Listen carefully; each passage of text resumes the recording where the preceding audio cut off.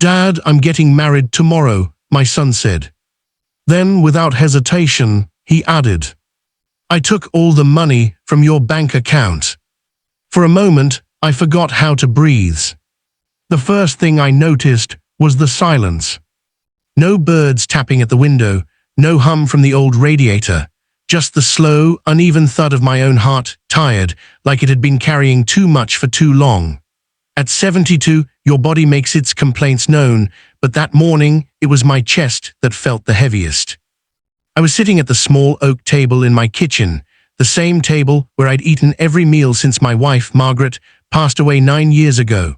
The surface was worn smooth by time, marked by faint rings from cups of tea and tiny scratches from newspapers folded and unfolded 1,000 times. Some things, I'd learned, grow old with you. My tea had gone cold in my hands. When I saw my son's name flash on the phone, I smiled without thinking. No matter how quiet the house becomes, no matter how long the days stretch, a call from your only child still feels like a blessing. Tomorrow, I finally managed. "That's sudden. Congratulations, son." There was no laughter on the other end, no excitement, no mention of where it would be held or whether I'd be there, just urgency, sharp and careless. "I needed money for the wedding," he said, "so I withdrew everything from your account." "Everything." The word landed like a stone, dropped into still water. For a second, I wondered if my hearing had failed me. It happens sometimes. Words blur, meanings slip. "I'm sorry," I said slowly. "What do you mean by everything?" "All of it," he replied casually, as if he were talking about borrowing the car. "You weren't really using it anyway. I'll pay you back at some point." "At some point." Before I could respond, the line went dead. I stared at the phone in my trembling hand, the screen already dark. That money wasn't just savings. It was 45 years of early mornings and late nights, of standing on cold factory floors, of saying no to holidays, new furniture, even small comforts, because there was always something more important: school fees, rent, bills. That money was supposed to protect me from becoming a burden. And my own son had taken it, without asking, to celebrate the start of his new life. I didn't cry. Not then. Men of my generation were taught to keep pain quiet. You swallow it, carry it, and move on. I put on my old wool coat and walked to the bank. The walk felt longer than usual. My knees protested with every step, but I welcomed the ache. Physical pain made sense, betrayal didn't. The young woman behind the counter looked uncomfortable when she checked my account. Her fingers hesitated on the keyboard. "Mr. Whitmore," she said gently, "the balance is 0. "I know," I replied. "Who withdrew it?" She hesitated. "Your son, he had full access." I nodded. Of course he did. I'd trusted him, signed papers years ago without reading them properly.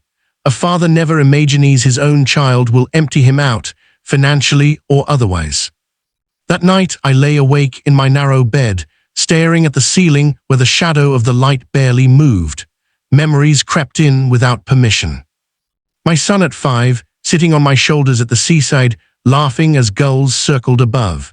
His first day of school, gripping my hand so tightly my fingers went numb. The day I sold my motorbike, my one indulgence, to help pay for his university fees. I wondered when love had turned into entitlement. The next morning, I did something unexpected. I didn't ring him. I didn't shout. I didn't beg. I went to the church instead. I sat in the back pew, my joints stiff as I lowered myself down, and prayed quietly, not for money, not for revenge, but for clarity, for the strength to accept what had happened without letting it break me. And there, in the stillness, I made a decision that frightened even me.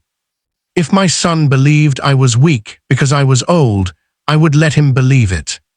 For now, the wedding was extravagant.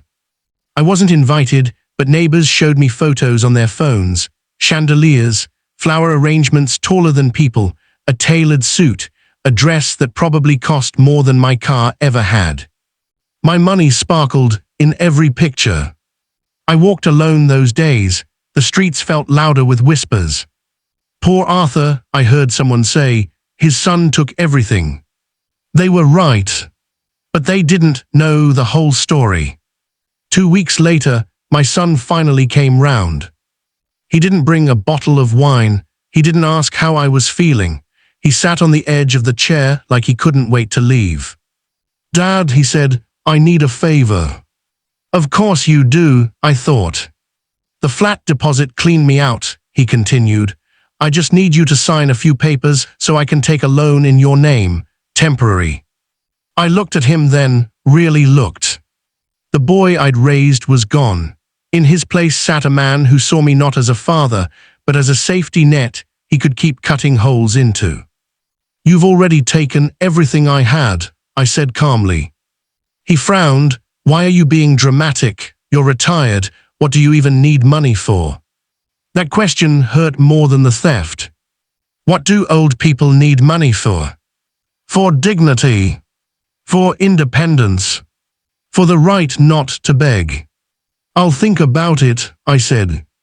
He left irritated, slamming the door behind him. That evening, I opened an old tin box Margaret had insisted I keep.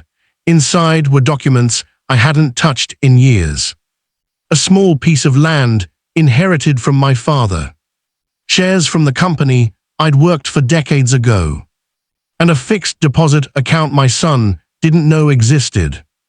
I'd never mentioned them because I believed trust didn't need backups. I was wrong. Over the next month, I quietly put things in order.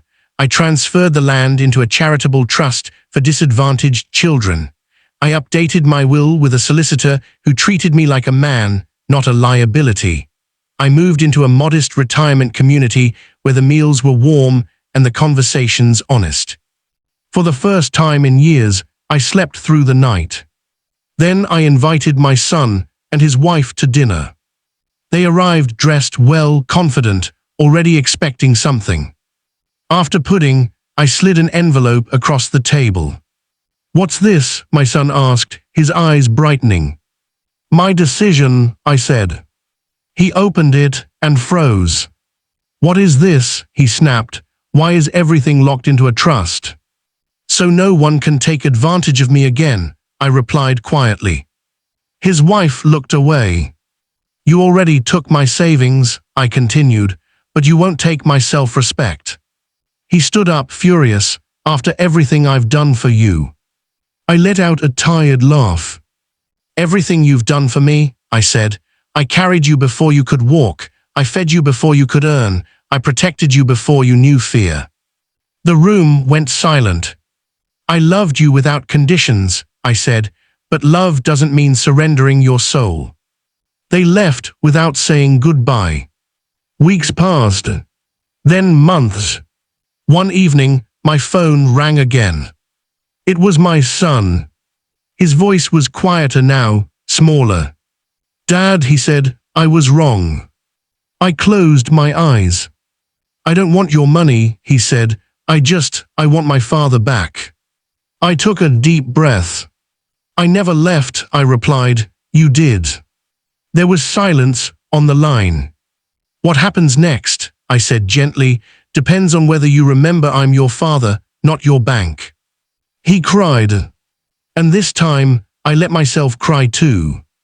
Not because I'd won, but because sometimes the hardest lesson a child must learn is that even unconditional love has boundaries. And sometimes the strongest thing an old man can do is finally stand up.